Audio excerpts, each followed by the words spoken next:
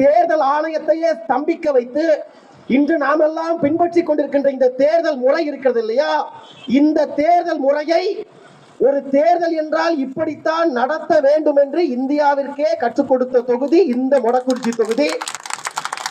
வயதில் மூத்த பெற்றோர்கள் பெரியோர்கள் உங்கள் அத்தனை பேருக்கும் தெரிந்திருக்கும். ஆம், கடந்த 96ஆம் ஆண்டு நடைபெற்ற சட்டமன்ற தேர்தலில் விவசாயிகளின் கோரிக்கைக்காகவும் தேர்தல் விதிமுறைகளை மாற்ற வேண்டும் என்ற கோரிக்கைக்காகவும் இந்தியாவில் இத்தனை தொகுதிகள் இருந்தாலும் கூட இதோ நாம் வாழ்ந்து கொண்டிருக்கின்ற இந்த மொடக்குறிச்சி தொகுதியில்தான் எவராலும் சிந்திக்க முடியாத காரியத்தை சிந்தித்து ஒரே தேர்தலில் ஒன்றல்ல இரண்டல்ல 1033 வேட்பாளர்களை நிறுத்தி இந்திய வரலாற்றிலேயே கிண்ண சாதனை புரிந்த ஒரு தொகுதி, சட்டமன்ற தொகுதி மொடக்குறிச்சி தொகுதி. பல பேருக்கு தெரிஞ்சிருக்கும். எலெக்ஷன் அதுக்கு முன்னாடி எல்லாம் கட்டுத்தொகை கிடையாது, ஒண்ணும் கிடையாது, ஒரு இளவும் கிடையாது. எவன் வேணாலும் தோளான் துருத்தியான், செயின் நிறுத்தவன், தாலி அத்தவன், எவன் வேணாலும் தேர்தல் நிக்கலாம் அப்படிலாம் இருந்துச்சு ஒரு காலத்துல. ஜனநாயகத்தின் மாண்பாக இருந்தது. அந்த வாய்ப்பையே ஒரு நல்வாய்ப்பாக பயன்படுத்தி கொண்டு விவசாயிகளின் கோரிக்கைக்காக அத்தனை வேட்பாளர்களை நிறுத்தினார்கள். அந்த தேர்தல் முறையை மாற்றக்கூடிய அளவிற்கு செய்த ஒரு ஆக சிறந்த புரட்சியாளர்கள் வாழுகின்ற இந்த மொடக்குறிச்சி தொகுதியில் நின்று இந்த பிரச்சாரத்தை நாங்கள் தொடங்குவதில் அண்ணன் சீமானின் தம்பிதங்கைகளுக்கு உள்ளபடி நெஞ்சத்தில் மகிழ்ச்சி. ஆனால் மகிழ்ச்சியோடு சேர்ந்து ஒரு வருத்தமும் இருக்கிறது. என்ன வருத்தம் என்று சொன்னால், இவ்வளவு அறிவார்ந்த மக்கள் வாழுகின்ற மொடக்குறிச்சி தொகுதியில் எந்த கட்சியை தேர்ந்தெடுக்கவே கூடாதோ, எந்த சின்னத்திற்கு வாக்களித்து விடவே கூடாதோ அந்த பாஜகவை, தாமரையை, தமிழ்நாட்டில் இல்லவே இல்லாத தாமரையை கடந்த தேர்தலில் தேர்ந்தெடுத்திருக்கிறீர்களே. கழுதை தேய்ந்து கட்டெரும்பான கதையாக இத்தனை அறிவார்ந்த மக்கள் வாழ்ந்த மண்ணில் நாம் பிஜேபிக்கு எல்லாம் ஓட்டு போட்டதை நினைச்சோம்னா கையை கொண்டு போய் அடுப்புல வச்சு கருக்கத்தான் செய்யணும். அந்த அளவிற்கு அது ஒரு இதாகி போச்சு, போகட்டும். ஆனால் பேரன்பு கொண்ட பிள்ளைகள் நாங்கள், செந்தமிழன் சீமானின் தம்பிகள், ஒரு பெரிய நம்பிக்கையோடு, ஒரு பெரிய கனவோடு, இல்லை இல்லை எங்கள் மக்கள் மாறி இருப்பார்கள், கடந்த தேர்தலில் செய்த தவறை வருகின்ற தேர்தலில் செய்ய மாட்டார்கள், மானத்திற்கும் வீரத்திற்கும் அஞ்சாத மக்கள் வாழுகின்ற இந்த மொடக்குறிச்சி மக்கள் தங்கள் தவறை உணர்ந்திருப்பார்கள். என்ன தவறு? என்ன தவறு? நமக்காக நாளொரு வேணியும் பொழுதொரு வண்ணமும் போராடுகின்ற பிள்ளைகள் 14 ஆண்டு காலமாக சமரசமற்று மத்திய அரசை பகைத்துக் கொண்டு, மாநில அரசை பகைத்துக் கொண்டு, இந்த மண்ணின் நலனுக்கு எதிராக, இந்த மக்களின் வளத்திற்கு எதிராக எந்த திட்டம் வந்தாலும் சமரசமற்று எதிர்த்து போராடுகின்ற நம் வீட்டு பிள்ளை சீமானுக்கு கடந்த தேர்தலில் நாம் வாக்களிக்காமல் விட்டுவிட்டோம். அந்த தவறை இனி தவறையும் நாங்கள் செய்ய மாட்டோம். வருகின்ற தேர்தலில் வாக்களிப்போம் என்று இந்த மக்கள் வாக்களிப்பார்கள் என்று நாங்கள் நம்புகிறோம். அந்த நம்பிக்கையில் தான் நாங்கள் வேட்பாளரை நிறுத்தி இருக்கிறோம், களத்திற்கு வந்திருக்கிறோம். தொகுதியிலேயே 6 சட்டமன்ற தொகுதிகளில் முதல் தொகுதியாக உங்கள் தொகுதியிலே கூட்டத்தை போட்டு நாங்கள் தொடங்கி இருக்கிறோம். பிறகு கொண்டவர்களை தொடங்கிய இடமும் வரலாற்று சிறப்பு வாய்ந்த இடம். எப்படி மொடக்குறிச்சி ஒரு வரலாற்று சிறப்பு வாய்ந்த இடமோ அதை போல நாங்கள் தேர்ந்தெடுக்கின்ற இடம் இதோ உங்கள் சிவகிரியிலே கையிலே பிடித்திருக்கிற கொடி. வெள்ளைக்கார ஏகாதிபத்திய ஆட்சியில் பிடித்திருக்கிற கொடியை பிடித்திருந்தபடி வெள்ளைக்கார ஏகாதிபத்திய காவலர்கள் குண்டாந்தடியால் மண்டையை உடைத்த போது, குருதி வலிந்த போது, உயிரே குருதியாக வெளியேறிய போதும் கூட தான் கொண்ட கொள்கையை, தான் பிடித்த கொடியை விட்டுவிட மாட்டேன் என்று சொல்லி, உயிரை விட்டாலும் விடுவேன், என் கொடியை விடமாட்டேன் என்று சொல்லி கொடியை காத்த எங்கள் தாத்தன் குமரன் சிலைக்கு முன்பாக அவனின் பேர பிள்ளைகள் சீமானின் தம்பிகள் நாங்கள் எங்கள் பரப்புரையை தொடங்கி இருக்கிறோம். கட்டாயம் நாங்கள் வெற்றி பெறுவோம் என்ற நம்பிக்கையும் எங்களுக்கு இருக்கிறது. இன்னொரு செய்தியை பதிவு செய்ய விரும்புகிறோம். என்ன அப்படின்னா, நாம் தமிழர் கட்சி 40 தொகுதிகளிலும் போட்டியிடுகிறது. ஆம், போட்டியிடுகிறது. அந்த 40 தொகுதிகளில் வேறு எந்த தொகுதியில் நாங்கள் வெல்கிறோமோ இல்லையோ, இந்த தொகுதி ஈரோடு தொகுதியில் கட்டாயம் நாங்கள் வெற்றி பெறுவோம். நிச்சயம் நாங்கள் வெற்றி பெறுவோம். ஈரோடுனாலே பல பேரும் இது பெரியார்மன் பெரியார்மன் பெரியார்மன்னே சொல்லியே பழக்கப்பட்டுட்டாங்க. 2009 எங்கள் அண்ணன் சீமான் வந்த பிறகுதான், வந்ததற்கு பின்பாகத்தான் எங்கள் அண்ணன் தாய்ப்புலி சீமான் தான் சொன்னான், இல்லை இது பெரியாரின் மண் அல்ல, பிரபாகரனின் மண் என்று, எங்கள் தலைவனின் மண் என்று கற்றுக் கொடுத்ததற்கு பின்பாகத்தான் இந்த மண்ணில் தமிழ் தேசியம் களத்திற்கு வந்தது. போகட்டும், சுருக்கமாக நான் பேச விரும்பல. நாங்கள் நாம் தமிழர் கட்சி பிள்ளைகள் மறுபடியும் வாய்ப்பு கேட்டு வந்திருக்கிறோம். இந்த தொகுதியிலே இப்போது நாடாளுமன்ற வேட்பாளராக இருப்பது உங்கள் அத்தனை பேருக்கும் தெரியும், கணேசமூர்த்தி இல்லையா? இந்த கண்டா வர சொல்லுங்கன்னு சொல்லி ஒரு போஸ்டர் அடிச்சு ஓட்டினாங்க அதிமுக சார்பில். அப்படி ஒட்டினதை பார்த்துட்டு உடனே விறுவிறுன்னு போய் அத்தனை எம்பிக்களும் போய் அந்த போஸ்டருக்கு பக்கத்துல நின்று ஒரு செல்ஃபி எடுத்து போட்டு இந்தா நான் வந்துட்டேன் பாத்துக்கங்க அப்படின்னு போட்டாங்க. அது தெரிஞ்சிருக்கும். குறைந்தபட்சம் அந்த வேலையை செய்வதற்கு கூட செல்ஃபி எடுக்க கூட நேரம் இல்லாத எம்பியாகத்தான் நம்முடைய எம்பி கணேசமூர்த்தி அவர்கள் இருக்கிறார். போகட்டும், பரவாயில்லை. ஒரு புறம் திமுக, ஒரு புறம் அதிமுக, ரெண்டுக்கும் நடுவிலே பாஜக. இந்த மூன்று பேரும் ஜாம்பவான்களை எதிர்த்து பணபலம் இல்லாமல், படைபலம் இல்லாமல், அதிகார பலம் இல்லாமல், வேறு எதுவுமே இல்லாமல் இந்த மண்ணையும் மக்களையும் மட்டும் நம்பி நாங்கள் களத்திற்கு வந்திருக்கிறோம். நாங்கள் கேட்பதெல்லாம் ஒன்றே ஒன்றுதான், ஒரு வாய்ப்பு, ஒரே ஒரு வாய்ப்பு. நான் என்ன சொல்றேன், திரும்ப திரும்ப தொடர்ச்சியாக நாம் திமுகவிற்கு வாக்களித்தோம், அதிமுகவிற்கு வாக்களித்தோம், மாறி மாறி வாக்களித்தோம். போன முறை பாத்தீங்கன்னா தலையடிச்ச மாதிரி பாஜக கூட ஒரு வாய்ப்பு கொடுத்து பாத்துட்டீங்க. நீங்க இத்தனை பேருக்கும் வாய்ப்பு கொடுத்த நீங்கள் எங்களுக்கு ஏன் ஒரு வாய்ப்பை தரக்கூடாது? இவர்கள் இத்தனை பேரை காட்டிலும் நாங்கள் எந்த விதத்தில் குறைந்து போனோம்? வேடிக்கை பார்க்கிற இத்தனை பேர் இருக்கீங்க, மாற்றுக் கட்சிக்காரங்க இருப்பீங்க, திமுக காரங்க இருப்பீங்க, அதிமுக காரங்க இருப்பீங்க. நீங்க யாராவது ஒருவர், நீங்கள் மாற்றுக் கட்சியில் இருந்தாலும் கூட கையை உயர்த்தி நீங்கள் யாராவது ஒருவர் சொல்லுங்கள். ஒருவர், நாங்கள் கூட்டத்தையே முடித்து விடுகிறோம். யாராவது ஒருவர் இந்த பிரச்சனையில, தமிழ்நாட்டின் இந்த பிரச்சனை, இந்த போராட்டத்தில் உங்கள் அண்ணன் சீமான் குரல் கொடுக்கல, பேசல, போராடல, ஒரு போராட்டம் உங்களால் சொல்ல முடியுமா? ஒரு போராட்டம் சொல்ல முடியுமா? அப்ப தொடர்ச்சியாக போராடுவதற்கு, தொடர்ச்சியாக பேசுவதற்கு சீமான் தேவை, சீமானின் தம்பிகள் தேவை. ஓட்டு போடுறதுக்கு மட்டும் உதயசூரியன் எங்க இருக்கு, ரெட்டலை எங்க இருக்கு, தாமரை எங்க இருக்கு, கை சின்னம் எங்க இருக்கு அப்படின்னு நீங்க பண்ணிட்டு இருந்தீங்கன்னா எங்களுக்கு இயல்பா என்ன தோணுது? செருப்பு எங்க இருக்கு, விளக்கமாறு எங்க இருக்கு, கட்டை எங்க இருக்கு, கேள்வி வருதா இல்லையா? அப்ப நீங்க நல்லா கவனிச்சு பாருங்க. ஆளுகின்ற திமுக ஆட்சி பதவியேற்று 3 ஆண்டு காலம் முடிந்து போனது. இந்த 3 ஆண்டு காலத்தில் உருப்படியாக செய்த ஒரு திட்டம், கொடுத்த வாக்குறுதிகள் நிறைவேற்றத்தில் ஒரு திட்டம், ஏதாவது ஒன்று உருப்படியாக சொல்ல முடியுமா? தமிழ்நாட்டோட தலைநகர் சென்னை, அந்த சென்னையில ஒரு பஸ் ஸ்டாண்ட் வச்சிருக்காங்க, கிளாம்பாக்கம் பஸ் ஸ்டாண்ட். கேள்விப்பட்டீங்களா இல்லையா? முதல்ல கலைஞர் கருணாநிதி பஸ் ஸ்டாண்ட்னு பேர் வச்சாங்க.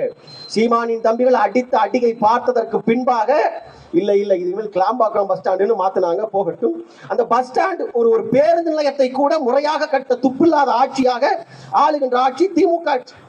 வயசுல மூத்தவங்களுக்கு தெரியும், கடந்த காலத்துல சென்னையில பஸ் ஸ்டாண்ட் எங்க இருந்துச்சுன்னு பார்த்தா முத பாரிஸ் கார்னர்ல இருந்தது இல்லையா, பாரிமுனையில இருந்தது. அதை மாத்தி கோயம்பேடுக்குன்னு கொண்டு வந்தான். ஏன்டா கோயம்பேடுன்னு கேட்டோம், நெரிசலை குறைக்கேன்னா. சரி, கோயம்பேட்டுல ஒரு மெட்ரோ முனையம் கொண்டு வந்தான். ஏன்டா கோயம்பேட்டுல கொண்டு வர, சென்னையில இத்தனை இடம் இருக்கும்போது ஏன் கோயம்பேட்டுல கொண்டு வரேன்னு கேட்டோம், நெரிசலை குறைக்கேன்னா. நல்ல மனுஷன் விஜயகாந்த் கஷ்டப்பட்டு கருமாயப்பட்டு சினிமாவில் நடிச்சு உழைச்சு ஒரு மண்டபம் கட்டினாரு. அந்த மண்டபத்தை இடிச்சு ஒரு பாலம் போட்டான். ஏன்டா பாலம் போடுற அப்படின்னு கேட்டோம், நெரிசலை குறைக்கேன்னா. சரி, இத்தனையும் செஞ்சியே, இது அத்தனையும் அப்படியே போட்டபடி போட்டுட்டு இப்ப பஸ் ஸ்டாண்டை தூக்கி கிளாம்பாக்கத்துக்கு மாத்திரையே, ஏன்டா மாத்திரன்னு கேட்டோம். மறுபடியும் அதே போட்ட பிட்டையே தூக்கி போட்டு என்ன போடுறான், நெரிசலை குறைக்க போடுறா இல்லையா? இப்ப நாங்கள் என்ன சொல்லுகின்றோம், அண்ணன் சீமானின் தலைமையில் கட்டாயம் வருகின்ற காலத்தில் இந்த ஆட்சியும் இந்த அதிகாரமும் எங்கள் வசம் கட்டாயம் வரும். அப்படி வருகின்ற போது அவன் போட்ட விட்டு அவனுக்கே போடுறோம். கிளாம்பாக்கம் பஸ் ஸ்டாண்டை மாத்து. எங்க போடலாம் பஸ் ஸ்டாண்டு? மெரினா பீச்சுக்கு பக்கத்துல போடு பஸ் ஸ்டாண்டு. ஏன்னு கேட்பான் திமுக காரன் கரவேட்டியை கட்டிக்கிட்டு. ஏன்னு கேட்டா அவன் போட்ட விட்டு அவனுக்கே போட்டு நெரிசலை குறைக்கணும்ப்பா. நாங்க என்ன பண்றது, நெரிசலை குறைக்கணும், போடு விட்ட போடு. சரி, ஒரு மெட்ரோ முனையம் தேவைப்படுமே, மெட்ரோ முனையத்தை எங்க போடுறது? மெட்ரோ முனையத்தை தூக்கி கலைஞர் கருணாநிதி கல்லறை மேல போடு. கல்லறையை எங்க போடுறதுன்னு கேட்டா கல்லறையை தூக்கி கடல்ல போடுற. மெட்ரோ முனையத்துக்கு ஒரு பேர் வைக்கணும் இல்லையா? பேரவை என்ன பேரு? எங்களுடைய தலைவன் 9 வல்லாதிக்க நாடுகள் சண்டையிட்ட போனும், சமராடிய போனும், தன் மக்களையே படையாக திரட்டி பயிற்சி கொடுத்து புலியாக, தரைப்படையாக, கடற்படையாக, வான்படையாக ஒரு முப்படை கட்டி எம் மண்ணை எம்மிடம் ஒப்படை என்று சொன்ன எங்கள் தலைவன் பிரபாகரனை பெற்றெடுத்த எங்கள் தாய் பார்வதி அம்மாள் மெட்ரோ முனையம்னு பேரை போடு. பேனாசில வைக்கிறாங்க பாருங்க. பேனாசில ஏண்டா, நாட்டுல கஞ்சிக்கு வழி இல்லை, ஒரு நல்ல தரமான பள்ளிக்கூடங்கள் இல்லை, மருத்துவமனைகள் இல்லை, எதுவும் இல்லை. இவனுக்கு 87 கோடி ரூபாய் நம்ம வரி பணத்துல, நீயும் நானும் கட்டின வரி பணத்துல அவங்க அப்பா இருக்கு செலவு வைப்பாரான். என் சொந்த காசுல வைக்க வேண்டியதானே? இப்ப நாம என்ன பண்றோம், எப்படி விஜயகாந்துடைய மண்டபத்தை இடிச்சு ஒரு பாலம் போட்டீங்களோ அதே போல அங்க மெரினா பீச் பக்கத்துல இருக்கிற பஸ் ஸ்டாண்டுக்கு ஒரு பாலம் தேவைப்படுது. பாலத்தை போடுறதுக்கு ஒரு பில்லர் போடு. பில்லரை எங்கடா போடுறதுன்னு கேட்டா அவங்க அப்பாருடைய பேனா சில மேல பில்லரை போடு, பேனாவை தூக்கி கடல்ல போடுன்னு சொல்லி போட. பெரிய கொடுமை என்னன்னா, என்ன கொடுமைன்னா, அத்தனை திட்டங்களுக்கும் அவருடைய பெயர் தான். அத்தனைக்கும் எதை கெடுத்தாலும் கலைஞர் கருணாநிதி. ஜல்லிக்கட்டு மைதானம் கட்டினாங்க மதுரையில. ஜல்லிக்கட்டுக்கும் கருணாநிதிக்கு என்னங்க சம்பந்தம்? என்ன சம்பந்தம்? மாடு பிடிச்சாரா அல்லது போய் மாடு அவுத்து விட்டாரா? பேர் வைக்கிறாங்க. நீங்க நான் ஒண்ணுல கவனிச்சு பாருங்க, நம்முடைய மண், இந்த மண்ணுல கடந்த காலத்துல வெள்ளைக்காரர்கள் அதிகாரத்தில் இருந்தப்ப, ஆட்சி செஞ்சப்ப, அத்துமீறி வரி வசூல் செஞ்சப்ப, மற்ற அத்தனை மன்னர்களும் ஜமீன்தார்களும் நவாபுகளும் வரி செலுத்திய போது நம் மண்ணில் பிறந்த நம்முடைய பாட்டன் ஒருவன் தான், இல்லை இல்லை பிழைக்க வந்த வெள்ளைக்காரன் நாய், உனக்கு என்னால வரி கொடுக்க முடியாது, நீ யாருக்கிட்டையாவது வரி வாங்கினா நீ வாங்கவும் விடமாட்டேன் அப்படின்னு சொல்லி வரி வசூலிச்சுட்டு போன வெள்ளைக்காரனை அடிச்சு பணத்தை புடுங்கிட்டு சொல்லி சிரிச்சான். என்னன்னு? உன் பணத்தை புடுங்கினது, வரிய புடுங்கினது யாருன்னு யாராவது கேட்டா, சென்னி மலைக்கும் சிவன் மலைக்கும் நடுவுல ஒரு சின்ன மலை புடுங்கினா போய் சொல்றா, போ சொல்லு. அப்படி சொல்லிய நம்முடைய மான மரவன், நம்முடைய பாட்டன் தீரன் சின்னமலைக்கு சிவகிரியை தாண்டி வேற எங்காவது சிலை இருக்கிறதா? பக்கத்துல மானமுள்ள தெலுங்கன் ஆந்திராவிலே ஜெகன்மோகன் ரெட்டி அண்ணல் அம்பேத்கருக்கு சிலை வைக்கிறாரு. எத்தனை அடி உயரத்துல? இந்தியாவில் அல்ல, உலகத்திலேயே அத்தனை அடி உயரத்தில் அம்பேத்கருக்கு வேறு எங்குமே சிலை இல்லை. அவர் வைக்கிறார். நம்ம நாட்டை ஆளுந்த நரேந்திர மோடி வல்லபாய் பட்டேலுக்கு 3000 கோடிகளை குஜராத்ல செலவைக்கிறார். அப்ப நாங்க என்ன கேட்கிறோம்? வல்லபாய் பட்டேலை விட்டு எந்த விதத்தில் குறைந்து போனா என்னுடைய பாட்டன் தீரன் சின்னமலை எங்க குறைஞ்சு போனா? அப்ப கருணாநிதிக்கு செலவைக்கிறீங்க, பேனா செலவைக்கிறீங்க. இந்த மண்ணில் பிறந்த தந்தை பெரியார், அவருக்கு இந்த மண்ணை தாண்டி திருநெல்வேலி பஸ் ஸ்டாண்டுக்கு தந்தை பெரியாருடைய பேரை வைக்கிறீங்க. தீரன் சின்னமலைக்கு வைப்பாங்களா? ஏன் வைக்க மாட்டாங்க? ஏன் என்று சொன்னால், தீரன் சின்னமலையின் வழி வந்த நாம் வேறு, தெலுங்கு வந்தேரி கூட்டமாக வந்து பிழைக்க வந்த திமுகவை சேர்ந்த அந்த குடும்பம் வேறு. எனவே இந்த அதிகாரம், ஆட்சி அதிகாரம் இந்த மண்ணின் பிள்ளைகள் நம் கையில் வந்தால்தான் தமிழ்நாட்டின் அத்தனை இடங்களிலும் நம்முடைய அடையாளத்தினுடைய வரலாற்றை கொண்டு வர முடியும். தொடர்ச்சியா நீங்க பாருங்க, தொடர்ச்சியா திமுகவினுடைய ஆட்சியில் ஒரு பக்கம் அடக்குமுறைகள் அத்துமுறைகள் கேட்டு பார்த்தோம் அப்படின்னா, இந்த பக்கம் மத்தியில் ஆளுகின்ற பாஜக. நீங்க நல்ல தாய்மார்களுக்கு தெரியும், 2014 நாட்டின் பிரதமராக நரேந்திர மோடி அவர்கள் பதவியேற்பதற்கு முன்பாக விலைவாசி உயர்வு என்ன, 1 கிலோ துவரம்பருப்பு என்ன விலை, இன்று என்ன விலை, 2014 முன்பாக கேஸ் சிலிண்டர், எரிவாயு உருளை, ஒரு உருளையுடைய விலை என்ன, இன்னைக்கு என்ன? 2014 நரேந்திர மோடி அவர்கள் என்ன வாக்குறுதி தந்தார்? என்ன வாக்குறுதி? நான் மட்டும் பிரதமராக வந்தால் விலைவாசியை குறைப்பேன், ஆண்டுக்கு 2 கோடி பேருக்கு வேலை வாய்ப்பு கொடுப்பேன், எவனெல்லாம் ரேஷன் அட்டை வச்சிருக்கியோ அத்தனை பேருக்கும் ஆளுக்கு 5 லட்சம் ரூபாய் பணம் போடுவேன். சொன்னாரா சொல்லலையா? இத்தனையும் சொல்லிவிட்டு 10 ஆண்டு காலம் முடிந்ததற்கு பின்பாக பாத்தீங்கன்னா 450 ரூபாய்க்கு வித்துட்டு இருந்த சிலிண்டர் இன்னைக்கு எவ்வளவு? இன்னைக்கு கிட்டத்தட்ட 1000 ரூபாய். 1 கிராம் தங்கம் என்ன ரேட் இருந்தது, இன்னைக்கு என்ன ரேட்டு? பொம்பளை பிள்ளைய பத்தா நம்மளால தங்கம் வாங்க முடியுமா? அப்ப தோரம் பருப்பு போட்டு சாம்பார் வைக்க முடியுமா? வெள்ளை பூண்டு இன்னைக்கு என்னங்க விலை? 450 ரூபா, 400 ரூபா, 450 ரூபா வெள்ளை பூண்டுடைய விலை. ஒரு ரசம் வச்சாது சாப்பிடுவோம் கழுது அப்படின்னு பார்த்தா, நீ ரசம் கூட வைக்க முடியாது, வெறும் கஞ்சியை மட்டும் வடிச்சு சாப்பிடுங்கிற அளவுக்கு விலைவாசி உயர்வு விண்ணை தொட்டு கொண்டு போகிறது. ஆளுகின்ற ஆட்சியாளர்களுக்கு இதை பத்திலாம் கவலை இருக்கா? பல்லடத்துக்கு வந்து பேசுகின்ற நரேந்திர மோடி அவர்கள், திருநெல்வேலிக்கு வருகின்ற நரேந்திர மோடி அவர்கள் இதே தென் மாவட்டத்தில் வெள்ளம் வந்த போது உங்களுக்கு தெரியும், நம்ம தொலைக்காட்சியில பார்த்தோமா இல்லையா? இவங்க என்ன பிரச்சனை, தமிழகத்துல என்ன பிரச்சனை அப்படின்னா, நாம சிவகிரியில் நலத்தானே இருக்கிறோம், நமக்கு என்ன பிரச்சனை இல்லையா? நாம மொடக்குறிச்சி வசதியா தான் இருக்கோம், நமக்கு என்ன பிரச்சனைன்னு இருக்கிறோம். அப்படி இருக்க முடியாது. எங்கு நடந்தாலும் தமிழர் நிலத்தில் ஒருவன் அடிபட்டால், உடம்பில் எங்கு அடிபட்டாலும் உடனே கண் அழுவதை போல தமிழர் நிலத்தில் எங்கு அடிபட்டாலும் நாம் அழ வேண்டாமா? அவனுக்காக நாம் அழலன்னா நாளைக்கு நாம செத்து போறப்ப அழுவதற்கு அவன் இருப்பானா? அப்ப தென் மாவட்டத்தில் வெள்ளம் வந்த போது, சென்னையிலே பெருவெள்ளம் வந்த போது வராத நரேந்திர மோடி அவர்கள் இப்போது வருகிறார். ஏன் வருகிறார்? ஏன்னா தேர்தல் வரப்போகுது, அதனால மோடி வருகிறார், ஓடி வருகிறார். இந்த பக்கம் மாநிலத்தாக்கூடிய முதலமைச்சர் ஸ்டாலின் அவர்கள் தொடர்ச்சியாக அவருடைய பிம்பத்தை கட்டமைப்பது, இந்த தேர்தலை நோக்கிய பாதையை கொண்டு வருவது, இது எல்லாவற்றிற்கும் மாற்றாகத்தான், இதற்கு ஊடாகத்தான் நாங்கள் வர்றோம். அப்படி வந்து நின்று வாக்கு வந்து பார்த்தோம் அப்படின்னா என்ன பண்றான்? சின்னத்தை புடுங்குறான். நீங்க நல்லா கவனிச்சீங்கன்னா, 50 வருஷமா ஒரே கட்சிக்கு ஒரே சின்னம், 40 வருஷமா ஒரே கட்சிக்கு ஒரே சின்னம். ஆனால் இந்த பிள்ளைகள் நாங்கள் 6 தேர்தலை சந்தித்திருக்கிறோம். 6 தேர்தலில் இப்போது மாற்றவிருக்கின்ற சின்னம் மூன்றாவது சின்னம். ரெட்ட மெழுகுவத்தின்னு கொடுத்தான் முதல்ல 2016. அதை பதாகை அடிச்சு, போஸ்டர் அடிச்சு, துண்டறிக்கை அடிச்சு, சுவரில் வரைஞ்சி விட்டு அத்தனை கை காசை போட்டு செலவு பண்ணி வேலை பார்த்தோம். அப்புறம் அதை பிடிங்கிட்டு விவசாயின்னு கொடுத்தான். இப்போ விவசாயி கொண்டு போய் ஊரெல்லாம் பட்டி தொட்டியெல்லாம் கொண்டு போய் சேர்த்துருக்கிறோம். இப்போது என்ன சொல்றான்? இல்லை இதையும் மாற்றணுங்கிறான். நாங்கள் என்ன சொல்றோம்? எங்களுடைய பின்னாடி முன்னாடி பேசின சொன்னதை போல எங்களுடைய சின்னம் நாம் தமிழர் கட்சியின் சின்னம் என்பது இன்றும் சரி, நேற்றும் சரி, என்றும் சரி எங்களுடைய சின்னம் செந்தமிழன் சீமான் என்ற ஒற்றை முகம்தான் எங்களுடைய முகமும் முகவரியும் சின்னமும். அது ஒன்றுதான். நேற்றைய தினம் எங்க அண்ணன் சீமான் பேசும்போது பேட்டி கொடுத்திருக்காரு. கண்டிப்பாக நாங்கள் செய்வோம். என்ன செய்வோம்னா, தேர்தல் முடியட்டும். தேர்தல் முடிந்தவுடன் கட்டாயம் நாங்கள் வழக்கை போடுவோம். என்ன வழக்கு? தமிழ்நாட்டினுடைய, இந்தியாவினுடைய தேசிய மலராக தாமரை இருக்கிறது. இந்தியாவின் நாங்க கடந்த தேர்தலில் கேட்டோம். என்ன கேட்டோம்? எங்கள் தலைவன் கட்டமைத்து விடுதலை புலிகளின் வழி வந்த நாங்கள் நாம் தமிழர் கட்சியின் சின்னமாக புலி சின்னத்தை கொடுங்கன்னு கேட்டோம். கேட்டப்ப தேர்தல் ஆணையம் என்ன சொன்னா? இல்ல அது தேசிய விலங்கு, அதை கொடுக்க முடியாதுன்னா.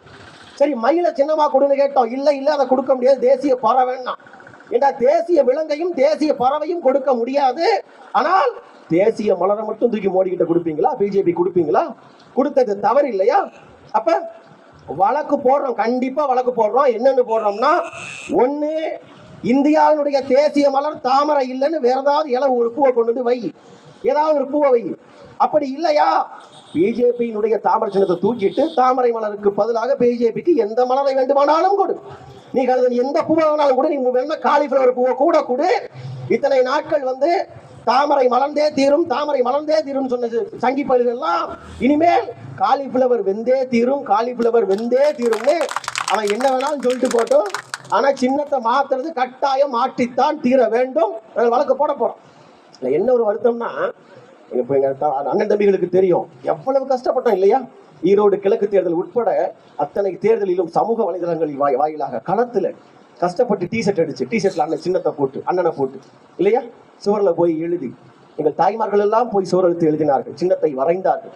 அவ்வளவு கஷ்டப்பட்டு கருமாயப்பட்டு இது போல ஒரு சின்னம் இனிமேல் வரலாற்றில் நமக்கு கிடைக்காது என்ற சின்னத்தை ஒரு தாய் தன் பிள்ளையை அணைத்துக் கொள்வதை போல நாம் தமிழர் கட்சியின் ஒவ்வொரு தம்பி தங்கையும் இந்த சின்னத்தை நாங்கள் பொத்தி வளர்த்து வந்தபோது 8 விழுக்காட்டை பெற்றுவிட்டால் சின்னத்தை பெற்று விடலாம்.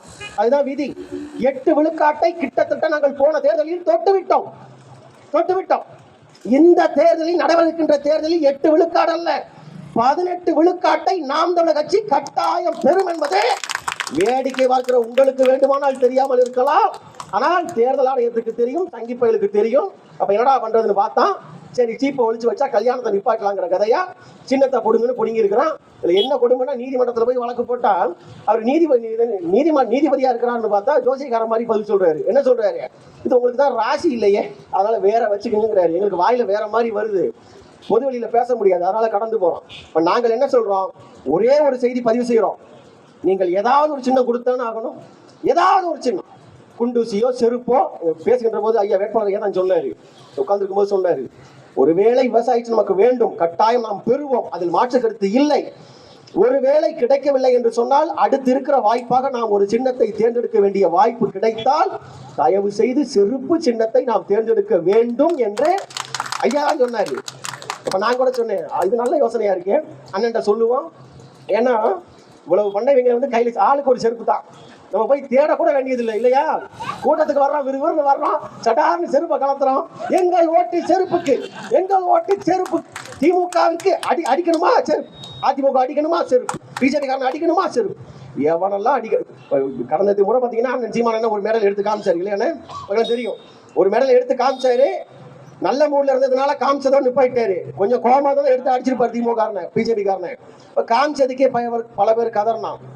என்னன்னு பல பேர் கதறினா, அதையே சின்னமா கூட சொன்னாரு. அதனால எந்த சின்னத்தை கொடுத்தாலும் சரி, கண்டிப்பாக ஒரு சின்னம் கொடுத்துத்தான் ஆக வேண்டும். அப்படி கொடுக்கின்ற போது நாங்கள் சவால் விட தயாராக இருக்கிறோம். சின்னம் என்று வருகிறதோ வந்ததற்கு மறுநாள் அதிகாலை 4 மணிக்கு வாசல் தெளிப்பதற்காக எழுந்து வருகின்ற மக்கள் எழுந்தவுடன் விழிக்கின்ற முதல் காட்சியாக எங்களுடைய சின்னம் இங்கு மட்டுமல்ல, தமிழ்நாட்டின் அத்தனை தொகுதிகளிலும் பட்டி தொட்டி எல்லாம் சின்னத்தை நாங்கள் கொண்டு போவோம். வெறும் களத்தில் மட்டுமல்ல, இணைய தளத்திலும் எங்களால் கொண்டு போகின்ற அளவிற்கு வலுவாக நாங்கள் இருக்கிறோம். தேவையெல்லாம் ஒன்றே ஒன்றுதான், உங்களுடைய ஆதரவு. திரும்ப நாங்கள் கொண்டு வந்து சேர்க்கிறோம் இல்லையா? மாற்றம் சுருக்கமா சொல்லி பேச முடிக்கிறேன். நான் மாற்றம் நாங்கள் வந்தால் என்ன செய்ய போறோம்? ரெண்டே செய்தி தான் சொல்லி முடிக்கிறேன். கல்வியில் மாற்றம். எங்கள் அண்ணன் சீமான் சொல்வதை போல நாம் தமிழரின் ஆட்சி அமைந்தால், அரசு அமைந்தால், அதிகாரம் கிடைத்தால், இந்த மண்ணில் எவனெல்லாம் அரசு வேலை பார்க்கிறானோ அவன் அத்தனை பேர் வீட்டு பிள்ளைகளும் இனி அரசு பள்ளியில் தான் படிக்க வேண்டும். ஒரு சட்டம். சட்டம் போட்டா என்ன ஆகும்? மாடு மேய்க்கின்ற ஆடு மேய்க்கின்ற நம் வீட்டு பிள்ளையும் இந்த மாவட்டத்தின் ஆட்சி தலைவர் இந்த கலெக்டர் வீட்டு பிள்ளையும் நம் வீட்டு பிள்ளையும் பக்கத்தில் ஒன்றாக அமர்ந்து பள்ளிக்கூடத்திலே படிக்கும். அரசு பள்ளியில் படிக்கும். இந்த பள்ளிக்கூடத்தில் பாடம் நடத்துவார்ல ஒரு வாத்தியார், அந்த வாத்தியார் வீட்டு பிள்ளையும் இனிமேல் அரசு பள்ளிகள் தான் படிக்கும் இல்லையா? அப்ப என்ன மாற்றம் வரும்னா, பாடம் நடத்துற வாத்தியாரு மற்ற பிள்ளைகளுக்காக பாடத்தை ஒழுங்கா நடத்துறாரோ இல்லையோ, தாம் பெற்ற பிள்ளைக்காகவாவது பாடத்தை ஒழுங்காக நடத்துவார். கல்வியின் தரம் தானாக உயரும். மாற்றம். இந்த மாற்றம் உங்களுக்கு வேண்டுமா வேண்டாம்? நாங்க வாக்கு கேட்டுலாம் இங்க வரல, உங்களுக்கு ஒரு வாய்ப்பு கொடுக்கறதுக்காக வந்திருக்கோம். புரியுதா உங்களுக்கு? இந்த மத்தவங்களை மாதிரி கூல கும்பிடு போட்டுட்டு திமுக அதிமுக பாத்திருக்கீங்களா? இந்த 4-5 நாள்ல பாப்பீங்க. தேர்தல் அறிவிக்கட்டும். தேர்தல் அறிவிச்சுன்னு வச்சுக்கோங்க, எங்கதான் கொடுத்து செலவைக்கு போடுவாமே தெரியாது. பெட்டன்னு இப்ப கரை வேட்டியை கட்டி வெள்ளச்சட்டையை போட்டுக்கிட்டு காலைல வீட்டுல இருந்து கிளம்புறப்ப என்ன பண்ணுவான்? 2 கையிலையும் பெபிகால போட்டு ஒட்டிடுவான். ஏன்னா எடுக்கவே மாட்டான். காலை வந்ததுல இருந்து இரவு 10 மணி வீட்டுக்கு போற வரைக்கும் ஒட்டிடுவான். அதே போல ஒரு கிளிப்பை போட்டிங்கன்னா அவ்வளவுதான், அந்த அந்த போஸ்ல இருப்பான். கிளம்புனதுல இருந்து இரவு முடிகிற வரைக்கும் வாக்கு கேட்டு வருவான். சிரிச்சுக்கிட்டே வருவான். வரும்போது நீங்க பாருங்க, பிறன்பு கொண்ட பெற்றோர்கள் பெரியோர்கள் வருகின்ற போது, இனி வருகின்ற காலத்துல எலெக்ஷன் நேரம், தேர்தல் நேரத்தில் வரப்போகுது. தொடர்ச்சியாக பணப்புழக்கம் அதிகமா இருக்கும். ஒரே ஒரு செய்தி தான், நீங்க தயவு செஞ்சு பணத்திற்காக வாக்களித்தது போதும். கேவலம் நம்முடைய அருமையான வாக்கை 500 ரூபாய்க்கு விற்கிறது, 1000 ரூபாய்க்கு விற்கிறது, குவார்ட்டருக்கு விற்கிறது, பிரியாணிக்கு விற்கிறது. நான் என்ன சொல்றேன், பணம் வாங்குறதுன்னு முடிவாய் போச்சு. சரி, முடிவாய் போச்சு. வாக்கு நம்முடைய வாக்கு, நம்முடைய பொருளுக்கு நாம் தானே விலை வைக்கணும் இல்லையா? நம் பொருளுக்கு அவன் விலை வைப்பானா?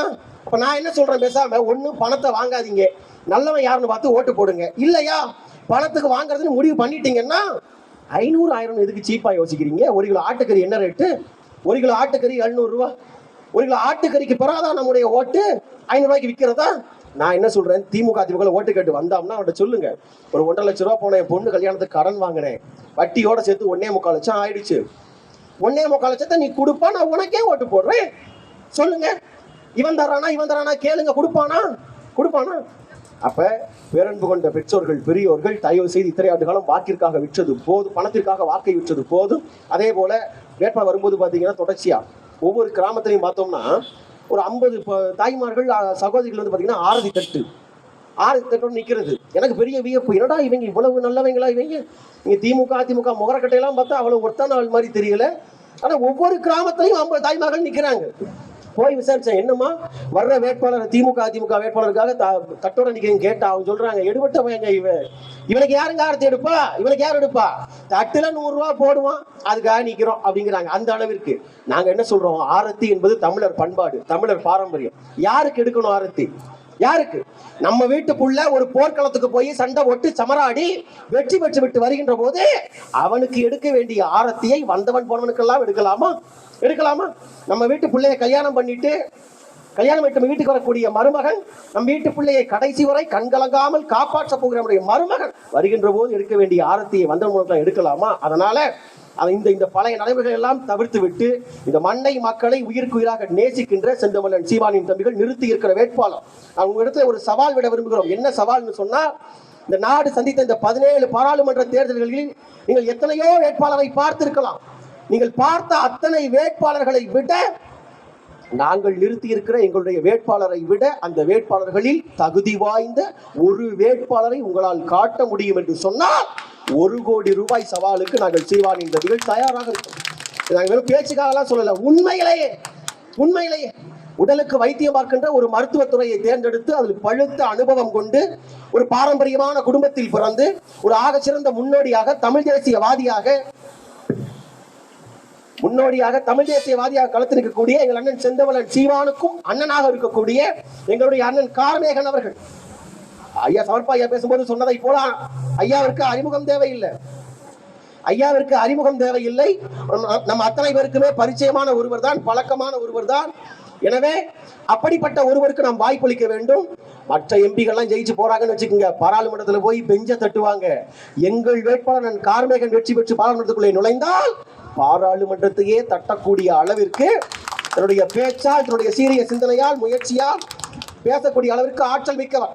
இந்த மண்ணில் கடைசி ஒரு செய்தி சொல்லி நிறைவு செய்ய விரும்புகிறேன். இந்த மண், நம்முடைய ஈரோடு மண்ணில் வடவர் ஆதிக்கம் என்பது வேகமாக அதிகரித்து வருகிறது. வேகமாக. முன்னாடிலாம் பார்த்தீங்கன்னா கோயம்புத்தூர்ல தான் இந்திக்காரனை பார்க்க முடியும் அந்த காலத்தில், இல்லையா? திருப்பூர்ல பார்க்கலாம். ஆனால் இப்போ அப்படி இல்லை. சிவகிரி வரைக்கும் வந்துட்டான். பனியன் கம்பெனிக்கு மட்டுமே வேலைக்கு வந்த வடக்கன்ஸ் பார்த்தீங்கன்னா இப்போ சிவகிரியில் நாற்று நடுறான். விவசாயம் பண்ற விவசாய கூலியா வருகின்ற அளவிற்கு வடக்கன் உள்ள வந்துட்டான். திருப்பூர் கோயம்புத்தூர் வரக்கூடிய ஒவ்வொரு ரயிலிலும், வடமாநிலக்கூடிய ரயில் எல்லாம் கிட்டத்தட்ட 200 இந்திக்காரன் வர்றான். ஒவ்வொரு ரயிலுக்கும் 200 பேர் வர்றான். வர்றவன் தனியா வர்றது இல்ல, வரும்போதே குடும்பத்தோட தான் வர்றான். அவனுக்கு ஒரு 17 வயசு 18 வயசு இருக்கும். அவன் கூட்டு வர பிள்ளைக்கு ஒரு 12 வயசு 13 வயசு இருக்கும். அந்த புள்ள கையில ஒரு பிள்ளைய கூட்டு வரும். அதுக்கு ஒரு 3 வயசு 4 வயசு இருக்கும். வரும்போதே மாசமா தான் வரும் புள்ள. டோட்டலா 4 பேர், ஒரு ஃபேமிலி. புரியுதா உங்களுக்கு? வர்றவங்க வந்து என்ன பண்றான்? ஒரு நோட்டரி பப்ளிக்கை போட்டு ஒரு இதை பண்ணி செஞ்சு ஒரு லைசன்ஸ் எடுக்கிறான், ஒரு ஓட்டர் ஐடி எடுக்கிறான், ஆதார் கார்டை மாத்தி கொண்டு வர்றான். இங்க குடும்பமாக வருகிறான் இவன், குடும்பமாக. அப்ப இந்த நாடு என்ன ஆகும் அப்படின்னா, நீங்க திருப்பூர்ல இப்பவே போய் பாருங்க, ஒரு லோக்கல் அரசு பேருந்துகளை ஏறி உட்கார்ந்தோம் அப்படின்னா கண்ணை மூடிட்டு காதை மட்டும் வச்சு கேட்டு பாருங்க, நம்ம இருப்பது திருப்பூரா அல்லது திரிபுராவா அல்லது வேற எதுவும் இந்திக்கார மாநிலத்திற்கான்னு தெரியாத அளவிற்கு அடர்த்தியாக வந்துவிட்டான். இனி வருகின்ற காலத்தில் இது தொடரும் என்று சொன்னால் நம்முடைய பழக்க வழக்கம் மாறும், நம்முடைய நடைமுறைகள் மாறும், எல்லாம் மாறும். எனவே இந்த வடவரன் இப்ப இதுல நடந்த கூட்டத்தில் கூட, பாஜகவினுடைய பல்லடம் கூட்டத்தில் கூட வழக்கமா அவங்க கூட்டத்தில் வெறும் சேர் தான் உட்காந்துருக்கும். சேருக்காக தான் கூட்டம் போடுவாங்க பாஜகவை சேர்ந்தவர்கள். ஆனா இந்த முறை கொஞ்சம் கூட்டத்தை காமிச்சாங்க. தமிழ்நாட்டில் இத்தனை பகுதியில் இருக்கிற போது ஏன் நம்ம பகுதியில் வந்து நிக்கிறாங்க, ஏன் கூட்டம் போடுறாங்க, ஏன் பல்லடத்துல கூட்டம்? ஏன் என்று சொன்னால் பல்லடம் தான் திருப்பூர், கோவை, ஈரோடு வடவர் நிறைந்த இந்த மாவட்டங்களின் மத்தியில் இருக்கக்கூடிய இடம் பல்லடம். அவனால நம்மளால கூட்டம் முடியாது. அதனால அந்த இடத்துல கூட்டம் போட்டா இந்திக்காரனை கொண்டு போய் உட்கார வச்சா கூட்டம் வெற்றின்னு காமிக்கிறான். அதனால் நாம் வடவர் ஆதிக்கத்திற்கு எதிராக இந்த மண்ணில் நாம் ஒரு அதிகாரத்தை நோக்கி நகர்ந்து வருகின்ற நாம் தமிழர் கட்சிக்கு அண்ணன் சீமானின் தம்பிகளுக்கு ஒரு வாய்ப்பை தாருங்கள். பிறன்பு கொண்ட பெற்றோர்கள், பெரியோர்கள், நாங்கள் மீண்டும் மீண்டும் கேட்டு வருகிறோம். இது இறுதி வாய்ப்பாக நினைத்து ஒரே ஒரு முறை இத்தனை ஆண்டு காலம் போராடி தொடர்ச்சியாக களத்திருக்கக்கூடிய இந்த பிள்ளைகளுக்கு, எளிய பிள்ளைகளுக்கு ஒரே ஒரு முறை இந்த வாய்ப்பை தருவோம் என்று தாருங்கள். நடைபெறப்போவது நாடாளுமன்றம் தானே, அது மோடியா ராகுலா அதுதானே, இதுல போய் இவங்களுக்கு என்ன வேலை அப்படிலாம் நினைச்சிடாதீங்க. அப்படி இல்லை. நாங்கள் தான் பிஜேபியை எதிர்க்கிறோம் என்று சொன்ன ஸ்டாலின் அவர்கள், அன்று கோபேக் மோடி என்று சொன்ன ஸ்டாலின் அவர்கள் இன்னைக்கு வெள்ள கொடையை கொண்டு போறாரு. பாத்தீங்களா இல்லையா? அப்ப இவர்கள் ஒருபோதும் திமுகவை சேர்ந்தவர்கள் பாஜகவை எதிர்க்க மாட்டார்கள். ராமநாதபுரம் ஒரு தொகுதி, அந்த தொகுதியில பாஜக போட்டியிடுது. எதிர்த்து போட்டியிடுவதற்கு திமுக தயாரானு கேட்டா இல்ல. என்ன பண்றாங்க? கூட்டணி கட்சிக்கு ஒதுக்கி விடுறாங்க, கூட்டணி கட்சி. ஆனால் பாஜக போட்டியிடுகின்ற ஒரு தொகுதியில் மட்டுமல்ல, 40 தொகுதிகளிலும் எதிர்த்து போட்டியிடுகின்ற ஒரே கட்சி எங்களுடைய நாம் தமிழர் கட்சி. இன்னொன்னு சொல்றது, நாம் தமிழருக்கு ஓட்டு போடாதீங்க பாய், ஓட்டு போடாதீங்க, ஏன்னா பிஜேபி உள்ள வந்துரும். எப்படி? நாம் தமிழருக்கு ஓட்டு போடாத, பிஜேபி உள்ள வந்துரும். நாங்க என்ன கேட்கிறோம்?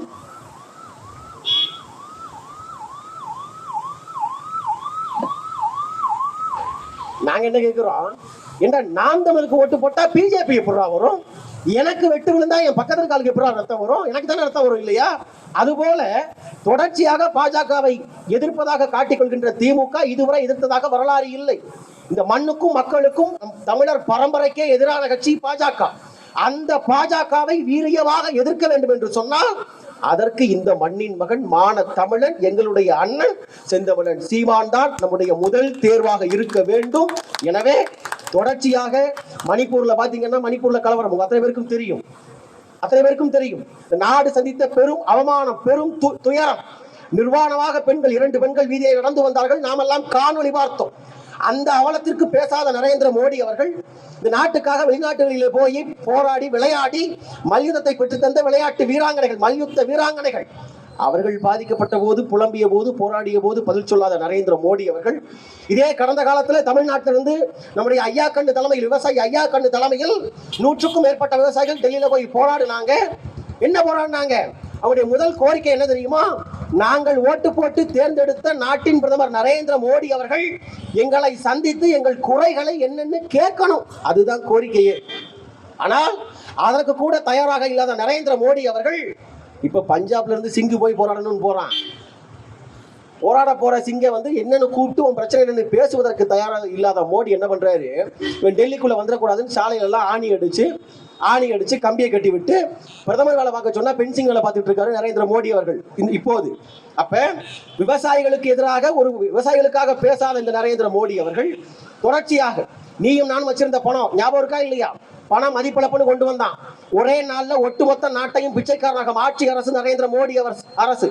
கஷ்டப்பட்டு கருமாயப்பட்டு நாம உழைச்சு கொண்டு போய் பேங்க்ல போட்ட பணத்தை எல்லாம் ஒரே நாளில் செல்லாது என்று அறிவித்தார்கள்.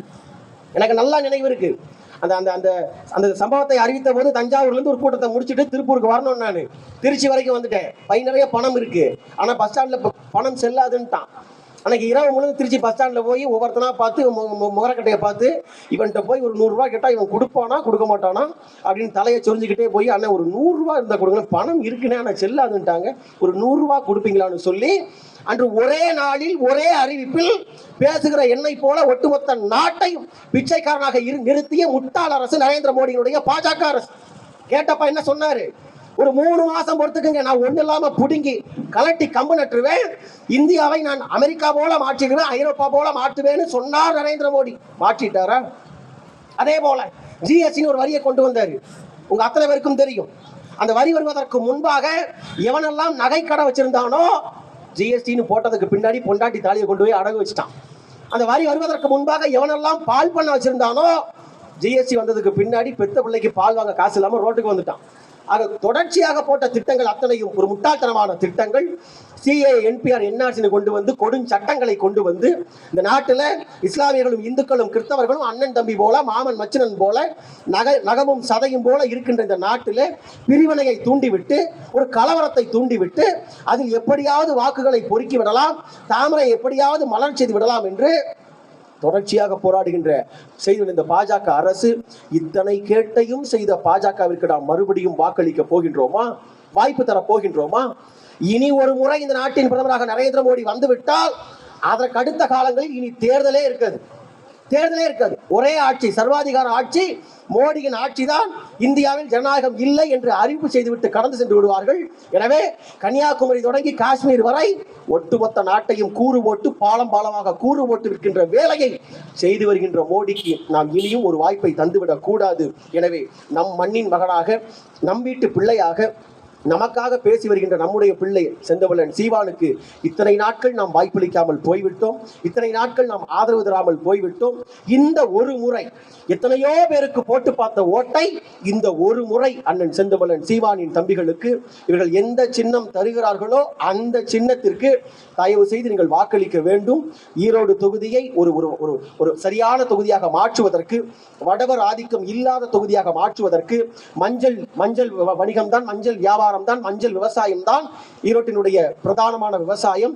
அந்த மஞ்சள் விவசாயத்தை இந்திய அளவில் கொண்டு சேர்ப்பதற்கு, அதற்கான போதுமான தேவைகளை செய்து தருவதற்கு, அதே போல சாயக்கற்றை கழிவுகளை எல்லாம் அகற்றுவதற்கு, இது போன்ற அத்தனை திட்டங்களையும் செய்வதற்கு ஒரு படித்த வேட்பாளரை, பண்புள்ள வேட்பாளரை, இந்த மண்ணின் மகனை, தொகுதியின் கள நிலவரங்களை தெரிந்த ஒரு வேட்பாளரை, உங்கள் அத்தனை பேருக்கும் பரிச்சயமான ஒரு வேட்பாளரை நாங்கள் நிறுத்தி இருக்கிறோம். நிற்கின்ற வேட்பாளர் வெறும் கார்மேகன் என்று பார்க்க வேண்டாம். இங்கு நிற்பது ஈரோடு மண் பெற்றெடுத்த மற்றும் ஒரு சீமான் என்பதை மனதில் வைத்து நீங்கள் தயவு செய்து நீங்கள் சின்னத்திலே வாக்களிக்க வேண்டும்.